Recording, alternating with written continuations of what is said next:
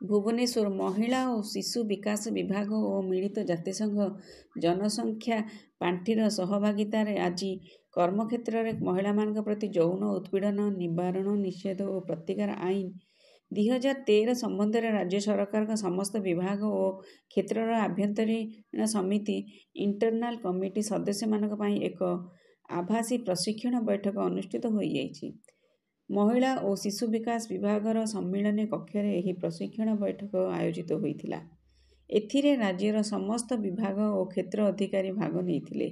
ଏହି କାର୍ଯ୍ୟକ୍ରମରେ ମହିଳା ଓ ଶିଶୁ ବିକାଶ ବିଭାଗ ପ୍ରମୁଖ ଶାସନ ସଚିବ ଶ୍ରୀମତୀ ଶୋଭା ଶର୍ମା, ବିଭାଗୀୟ ନିର୍ଦ୍ଦେଶିକା ମୋନିଷା ବାନାର୍ଜୀ ଓ ବିଭାଗୀୟ ବରିଷ୍ଠ ଅଧିକାରୀ ବୃନ୍ଦ ଉପସ୍ଥିତ ଥିଲେ।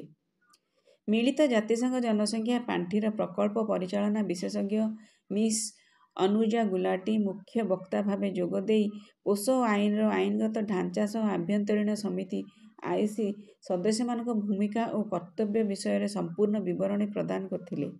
ଆଇସି ସଦସ୍ୟମାନଙ୍କ ସନ୍ଦେହ ଦୂର କରିବା ସହ ସେମାନଙ୍କ ପ୍ରଶ୍ନଗୁଡ଼ିକର ଯଥୋଚିତ ଉତ୍ତର ଦେଇ ସୁରକ୍ଷିତ କର୍ମକ୍ଷେତ୍ର ସୁନିଶ୍ଚିତ କରିବା ନିମନ୍ତେ ଯୌନ ଉତ୍ପୀଡ଼ନ ଆହ୍ୱାନଗୁଡ଼ିକୁ ଧୈର୍ଯ୍ୟର ସହିତ ସମାଧାନ କରିବା ପାଇଁ ସେ ଆଇସି ସଦସ୍ୟମାନଙ୍କୁ ସଚେତନ କରାଇଥିଲେ।